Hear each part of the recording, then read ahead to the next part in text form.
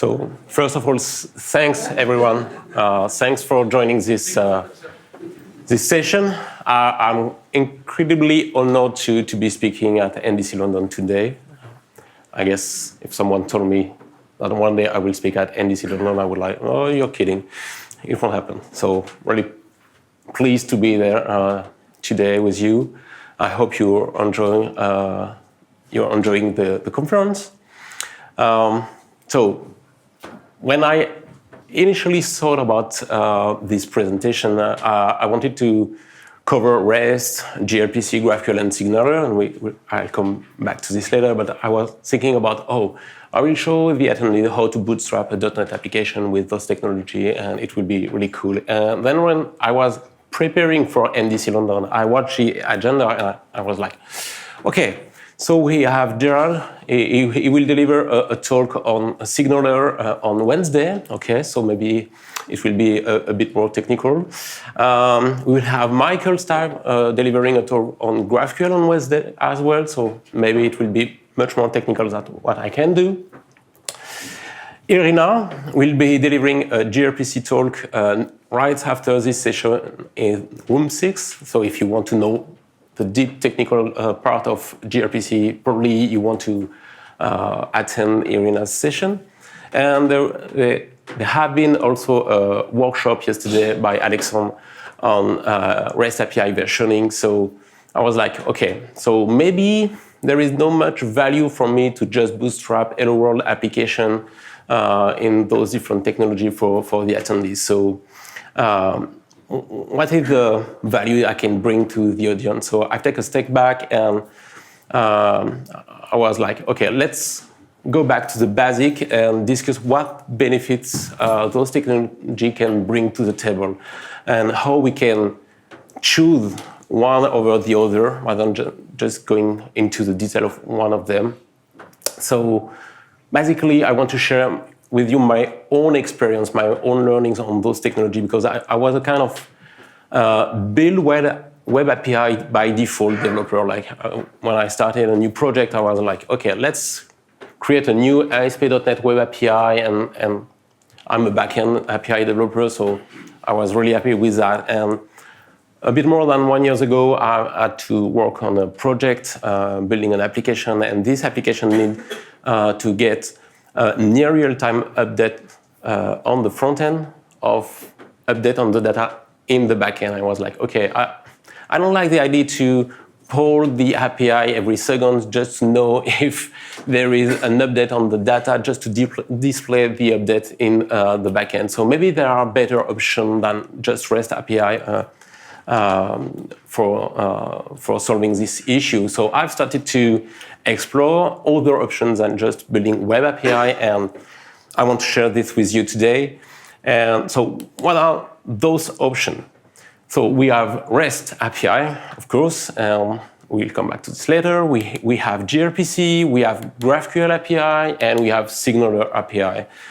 And their implementations are built on top of HTTP 1 or 2, and when they are able to send back data to the client, they are built on top of WebSocket or server-side events. So those are the technology I've explored. You may think I'm missing some other API technology like WebRTC or OData, for example, but I don't want to cover every API technology you could look at it. I just want to cover the most popular one nowadays.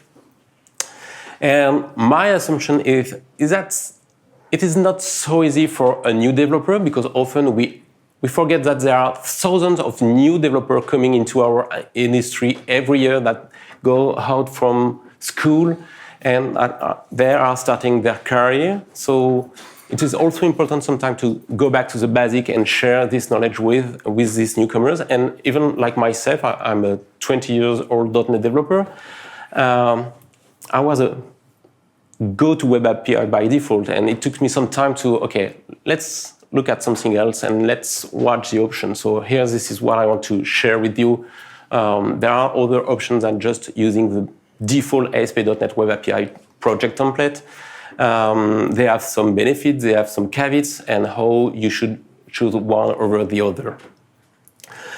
So I will conclude this presentation with a very opinionated decision tree. So just quick disclaimer, it is not an AWS, because I work at AWS, it is not an AWS recommendation, it is my personal recommendation, very opinionated, and you can disagree with this recommendation, with this decision tree, but I love decision tree personally because I think it helps to take decisions. Sometimes you can see on the internet a lot of content about, oh, this technology versus this technology. Okay, but it doesn't really help because we all know that the answer to all questions is always, it depends. So to most of our answer is always, it depends. And the real benefit is to know, okay, what are the questions I should ask to decide. So I love decision tree because it helps to go through the decision process and have an idea of what I can use. So this is an overview session, so don't expect deep technical details, but rather a discussion on how to decide between them. A few words about myself. So I'm François Bouteruche. I'm a French. I live in Paris. You probably get it because of my accent. So I'm a senior developer advocate at Amazon Web Services and a .NET developer. I already said that. So my day-to-day currently is to explore generative AI technology from a .NET developer perspective, but I won't bother you with this today. And the other part of my work is to be the link between AWS and the .NET community. So if you have any feedback, if you are using, I don't know, any of you are use AWS at work or for, yes, a few of you. So if you are using AWS, if you have feedback on your experience with .NET and AWS, please reach out to me. I'd love to hear from you. But let's go back to the topic of the day. So, yeah, I missed this. So first, I want to discuss about REST, because I was like, REST rules the .NET backend API world. And the question is, really? And the short answer is no, and it doesn't matter. So I will explain a little bit why REST doesn't rule the .NET backend API world. So let's go back to the root of what is REST. So REST has been defined by Roy Thomas Fielding in his PhD dissertation back in 2000. So I put the link here. And don't be afraid, it is human readable. I was really afraid myself to start reading his dissertation about REST, and the beauty of his dissertation, that first, it is quite easy to understand. And I think it is the beauty of this dissertation. It makes things quite complex, simple to understand. The second part is he has defined 20 years ago foundational concepts for the internet we use today. Like caching, for example, 20 years ago, he was already thinking about, okay, in the future, we will have a bandwidth issue, we will have too many requests arriving on the server side, and so probably caching is an important thing to reduce this issue, and many other things like this. So I was amazed reading his dissertation, like, okay, this person has basically really thought about all the issues we will face in the next 20 years when we would be building the internet that we know today. So quite amazing. And it is a source of truth about REST. And when I was reading his dissertation, I was like, okay, finally, I've read many content on the internet that pretend to explain what REST is. And for the best, they are incomplete. And for the worst, they are completely wrong about what is REST. So I was like, okay, that's a good learning. I should more often go back to the root of a concept or a technology to really understand the root of this technology. So what is REST? It is an architectural style, so it is not a technology, it is not a framework, it is an architectural style. REST stands for representational state transfer. So it means it is resource-oriented, and what you transfer between two compute nodes is the representation of the actual state or desired state of your resource. You don't transfer the representation of an action on your resource, you transfer the resulting state of the action. So it's resource-oriented, already said it and same here. And it has defined 6 constraints. So REST is defined by 6 constraints. 5 of them are mandatory and only 1 is optional. So the first one is pretty easy. It's client-server architecture, so pretty easy. You have an actor or compute node which acts as the client, and it initiates the request. The second actor, compute node, acts as the server, and it serves the response to the request. Pretty easy. The second constraint is the stateless interaction constraint. It implies that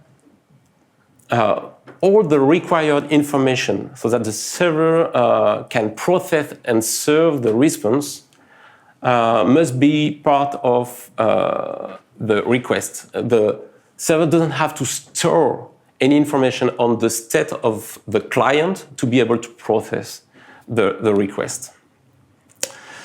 The cache constraint, I've already spoke about it, but he introduced this cache constraint, and it said that the system must define explicitly if the answers are cacheable or not. So 20 years ago, he was already thinking about, okay, at some point we probably want to optimize all this thing and use heavily cache. The next constraint is the uniform interface constraint, and I will come back to this constraint later.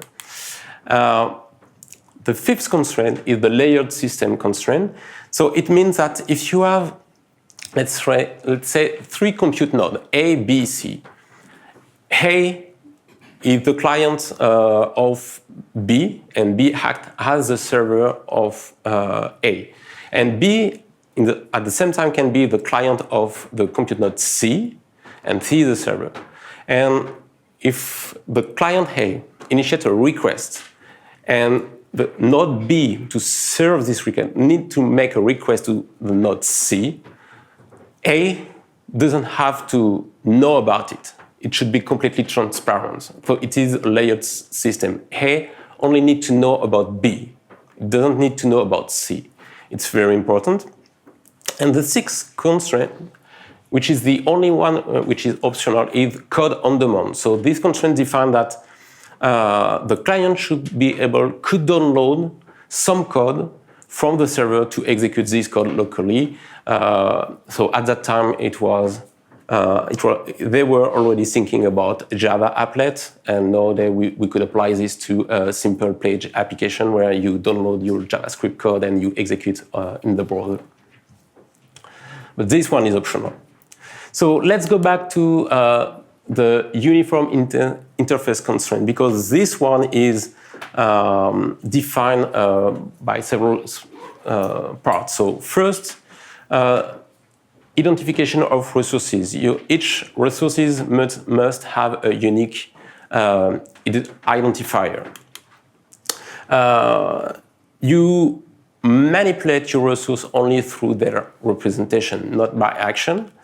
And the message have to be self-descriptive.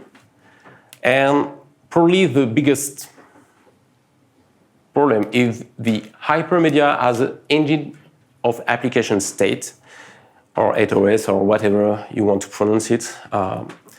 So it means, like in the server response, you should find hyperlink that inform the client on what it can do next with the resources. So the client shouldn't have to guess, okay, or to build by itself the URL for the next action on this resource. So let's imagine you have a movie API, you request the description of a movie, and in the response you have the description of the movie, the list of actors, and at the end, or in the message, you have some URLs that allow you to get more detail about the actors. You don't have to guess on how to build the URL to get more detail on the actor. These URLs are part of the answer. So what is a REST API? It is any API that implements REST constraint and whatever the protocol and component implementation. So often we say, oh, REST API, I'm building a REST API because I'm using HTTP and JSON. No. Because you are using HTTP and JSON, you are not necessarily building a REST API. You can build a REST API with XML, for example. It's an API that uses HTTP 1.0 and HTTP 1.1. Actually, the development has been used to validate REST architectural style. So it was fun for me to read his thesis and discover that the implementation of HTTP 1.0 and 1.1 was kind of, okay, let's test and validate this REST architectural style. And HTTP 1.1 protocol is built to be the ideal protocol to follow REST principle and constraints. It hasn't to be this one, but it was built for this. So in practice, most REST API don't implement head-to-REST constraints, so most REST API are not REST API, and that's okay.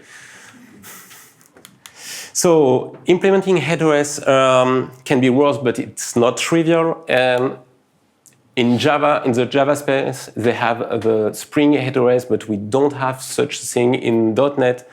So you have some NuGet package that can help to do this, but it's not built in. And it was such a discussion that Leonard Richardson at KubeCon in 2008 introduced the REST API maturity model to solve the issue. And he said, okay, level 0, you are building an API with just one URI and one HTTP method. So basically, you have one URI, one HTTP method, and through this URI, you are requesting all the resources you can. So it's level 0 of the REST API maturity model. Level 1, better, you have many URIs, so you have unique identifier per resources, but you still use only one HTTP method for querying, for deleting, for updating. Level 2, you have many URIs and you use multiple HTTP verbs. And level 3, you implement head-to-REST. So the reality is that, for example, if you use ASP.NET Core Web API, you are probably building a level 2 REST-like API. So a few challenges with REST-like API that we've discovered in the recent years. So first of all is performance in microservice architecture. Okay, you have a Kubernetes cluster, let's say, you have a bunch of microservices in this cluster, and you spend your time serializing and deserializing your data into JSON. Is it really worse? Data flexibility. You have defined the state of your resource, and each time you want to transfer this resource, you transfer all the data. But sometimes it is not worse. Your client may want to get only 2 properties on this object, and you are sending all the data at once, all the property. Is it worse? It doesn't solve the two-way communication issue. What about your server gets update on your data, and on your client you want to be notified that, okay, the data are updated on the server side. Here is the new value of the data.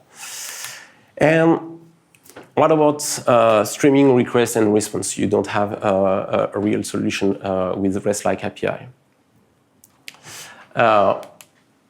So let's tackle the first challenge. What about microservices? So if you are building microservices, often we say, I'm not a microservices expert, but thing I read a lot about microservices is that microservices should own their domain data. Okay, so if a microservices should own their domain data, does it make sense to transfer the resource state with the whole domain data description? Maybe it doesn't make sense. And in this case, remote procedure call is a valid approach. And that's all about gRPC. So gRPC, initially built by Google, they have a bunch of design principles. I won't go into the detail of all their design principles, but they say that, okay, the main one is, okay, what we are exposing is services and not objects, and we are using messages and not references.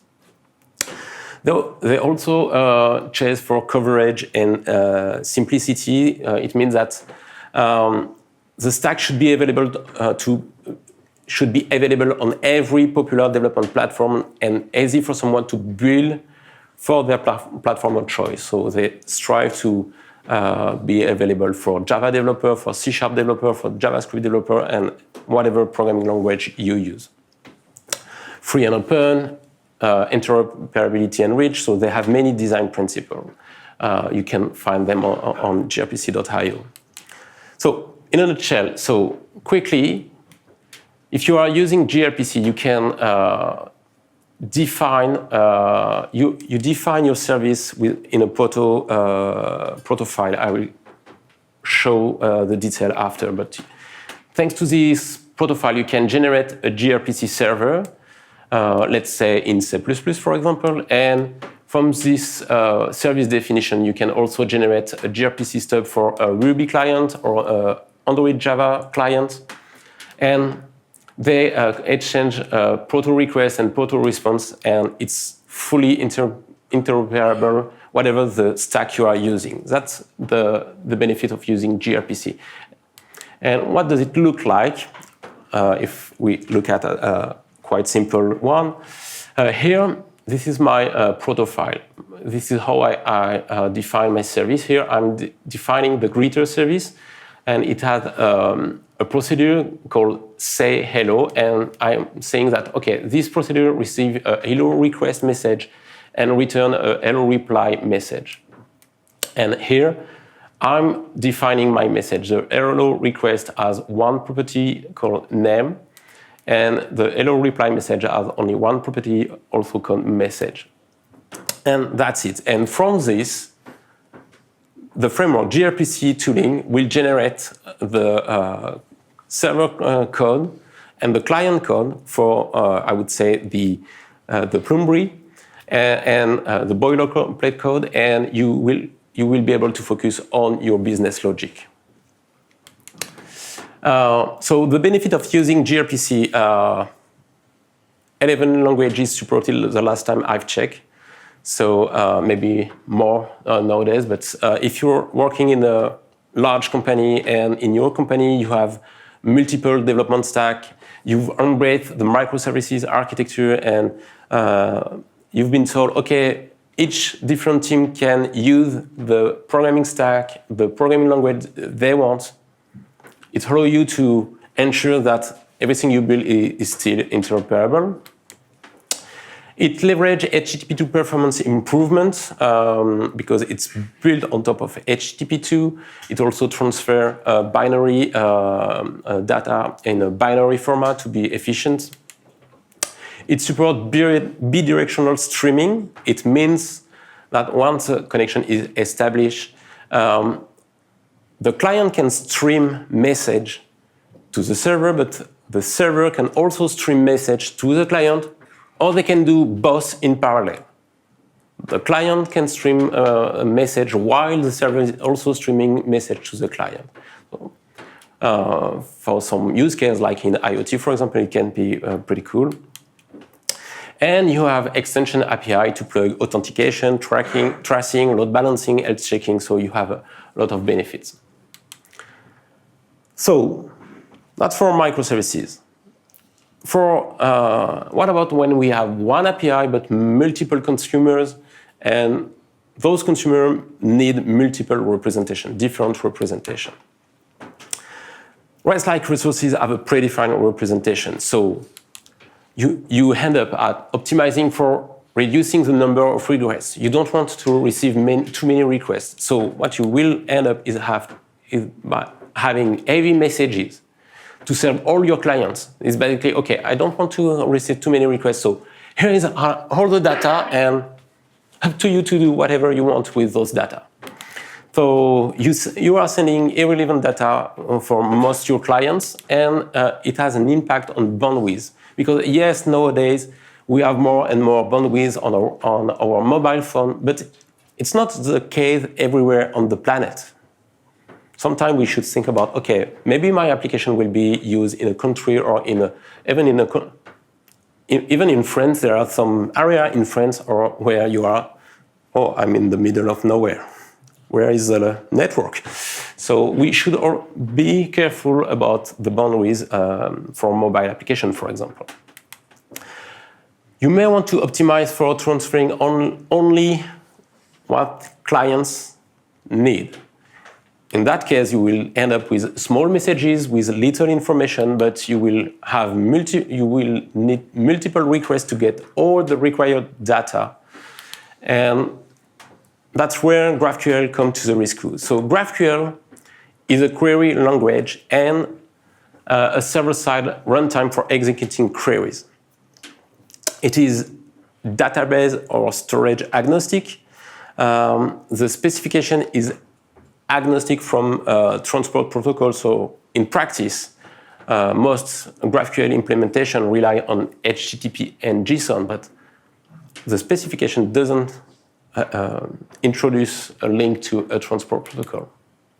So what it looks like, so basically when you are defining your GraphQL API, you define your query and you say, hey, here is my, I'm defined the type query and I have a query me, and this query will return a user. And then you define your type user and you say, a user is defined by an ID and a name.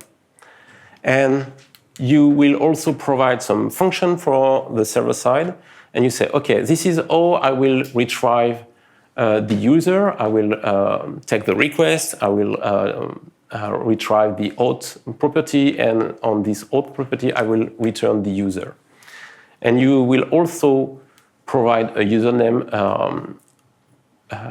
function and explain how you will retrieve the name property, for example. So, and based on this, so it's a quick overview, but based on this, your GraphQL server implementation, so you can use Apollo, you can use hot chocolate from Chili Cream, so Michael discussed about this yesterday for .NET. And so here, what I can do is when I send my request and I define my JSON object and I say, okay, I want to query the query me, but I just want to get the name. I don't need the ID. I don't care about the ID. I just want to get the name. And it will return this object with just the name of the logged in user. So here it is a very simple use case because I don't have much data. But imagine if your user has multiple properties to define this user and you can just say, hey, I just want to pick this one. Or if we go back to my movie example, a movie, you can have a lot of data linked to it, the list of actors and actresses, the date it has been released, the executive producer, the producer, and so on and so on and so on, the description. So you can have many data linked to your movie, and maybe you are just displaying a list of movie, and in this list you just want to get the title of the movie, and that's enough. And you can send a request and say, give me the title of the movie, and that's it. You don't receive all the rest. So the benefits of using a GraphQL API is to query only the data client needs. And it also helps to proxy multiple legacy data. I've seen this use case a lot. In banking, for example, they have legacy system with multiple source of data about the user, their account, their savings, and so on and so on. And they want to provide a nice mobile application. And so they built GraphQL API. And so the mobile app only have to know about this GraphQL API. And then on the back end, the GraphQL server implementation query the different legacy system, merge the data, and send back the data as only one answer. To me, and it's personal, the challenge is the learning curve. You are learning a new GraphQL, it's a query language, so you have to learn this query language, so that's a challenge. And you have some challenge about caching. Obviously, if each request can be very different from one client to another, how do you cache the answer? How do you deal with this? There is a challenge. There are some techniques, but this is a challenge of GraphQL. And what about when you need real-time data updates? For a standard HTTP flow, your client sends a request and the server responds, and that's it. But how do you deal with the fact that a data update occurs on the server side and the server sends notification to the multiple clients? How to deal with this? You can use SignalR to do this. It's an open source library. It implements server-to-client remote procedure call. So when the connection has been initiated between the client and the server can call some remote procedure on the client side. And it automatically chooses between WebSocket, server-side heaven, and long polling, depending on the capabilities of your web browser, for example. So that's really cool. The caveats with SignalR I've seen in some companies, it is strongly tied to the .NET ecosystem. So, of course, it offers some JavaScript, .NET, and Java client library. And the server side is only .NET server. So, depending on your company, how many .NET team you have, maybe you are a full .NET shop, and that's not a problem. Maybe like us at AWS and Amazon, you have multiple development stack. It could become a problem. If you can't use SignalR, you can use GraphQL subscription. So in GraphQL, you can, to update your data, you use a mutation. So here, for example, I have a mutation, story-like mutation, and I define this mutation, and I can request this mutation on the client side to say, hey, I want you to update this data. And with this mutation, there is another type of operation, the operation subscription, and you can subscribe to be notified when a mutation happens. So how does it work? So you have 3 clients. So client B and client C call the story-like subscription operation. They send a request and say, hey, I want to be notified when there is an update. Then client has sent a request mutation. Hey, I want to update this data. And your GraphQL API server implementation will send updates to client B and client C to let them know that, oh, this data has been updated. You wanted me to let you know when a data is updated, so I'll let you know. So, depending on your implementation, you choose for your GraphQL server. It can be implemented with server-side event. It can be implemented with WebSocket. It depends on the implementation you've chosen. And now here it comes the decision tree. So, a few disclaimer about this. This is intended to be simple for beginners, for newcomers. It doesn't cover all the things. You can disagree with my decision tree, it's fine.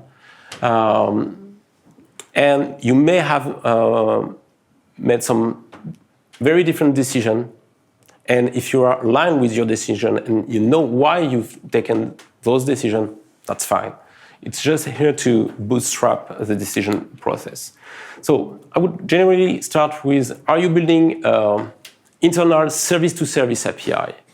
And if it's the case, can you easily coordinate service updates? Because if this is the case, you can use gRPC API. You will get the best performance for service-to-service intercommunication. The small issue is that, as I told you, when there is this service definition, the proto file, and it generates your code, and it uses binary representation. And sometimes when you change the service definition, it may break the backward compatibility, so you have to update both the server side and the client side. So you have to be careful. So the question of, can you easily coordinate service updates? If you can't easily coordinate service update, or you're not building an internal service-to-service API, the next question would be, okay, do you need two-way communications? Yes. Do you need client or bidirectional streaming capabilities? Yes. So can you easily coordinate service update? Yes. Go back to gRPC API.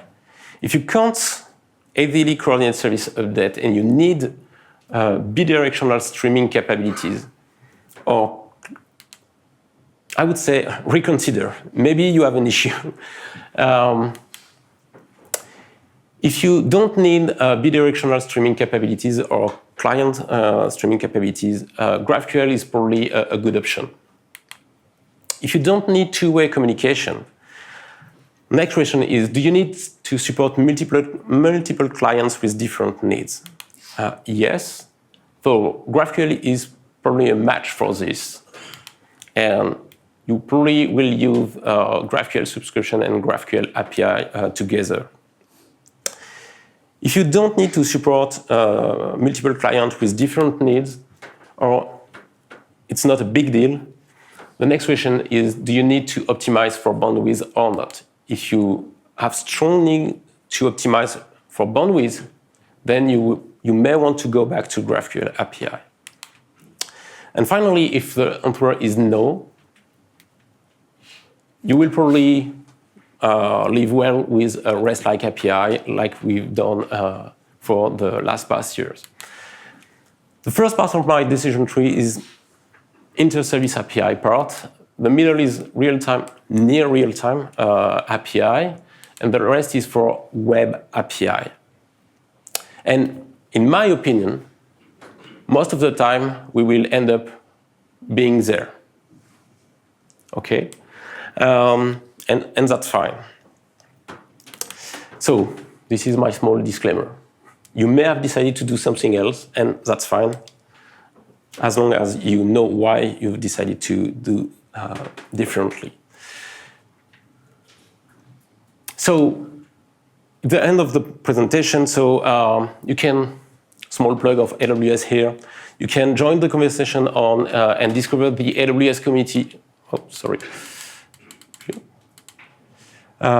We have a community.aws platform hub where many folks from the AWS community create blog posts and share their journey on AWS, so you can discover, or you can also join the AWS developer Slack. So here it's a form to request to join the developer Slack, and I will be happy to invite you after. And if you have any question, I'm open to your question, not to answer. Thank you for your attention.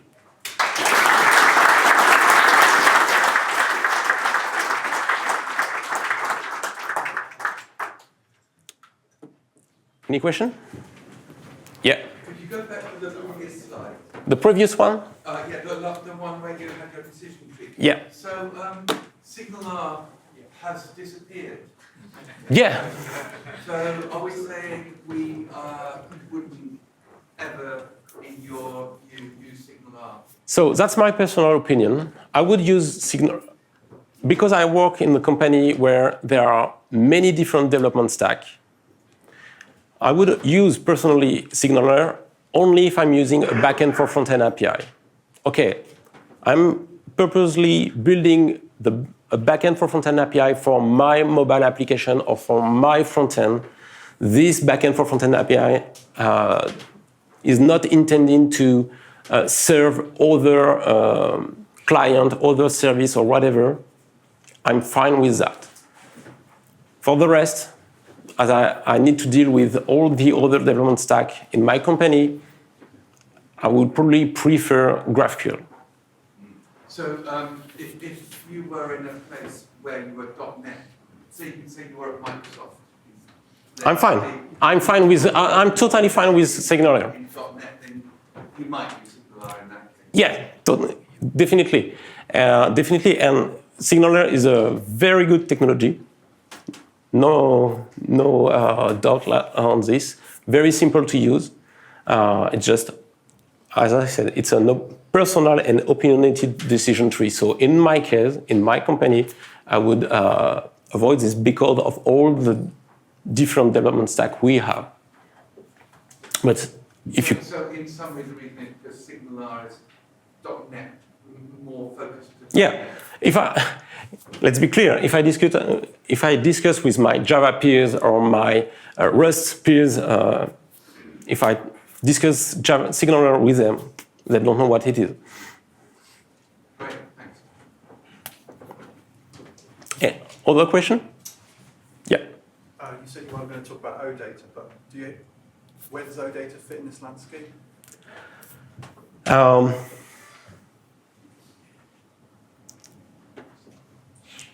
To me, the OData, and I'm not an expert, so to me, OData would fit in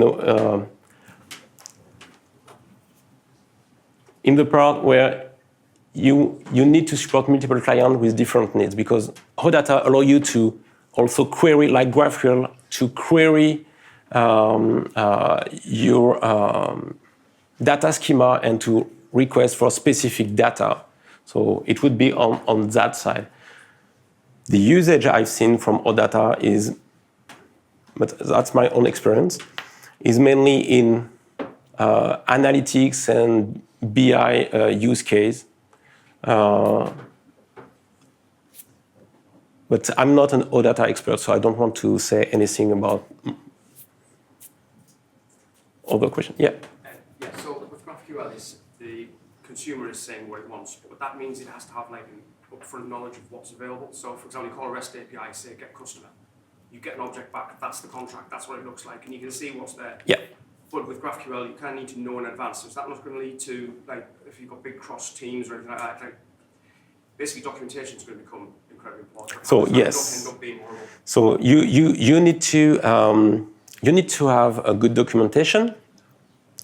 Like with REST and OpenAPI specification, you have the ability to publish a URL where you can query for the schema of your GraphQL schema. So you can define the schema and your client can query for, this schema to know, okay, what you offer. And for example, with Strawberry Check from Chili Cream, this is an open source .NET client library for GraphQL.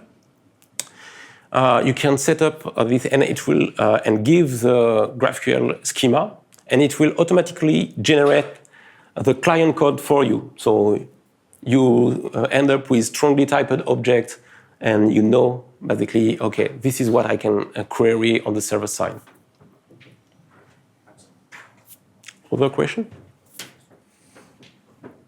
No. Thank you. Thank you for your attention. And feel free if you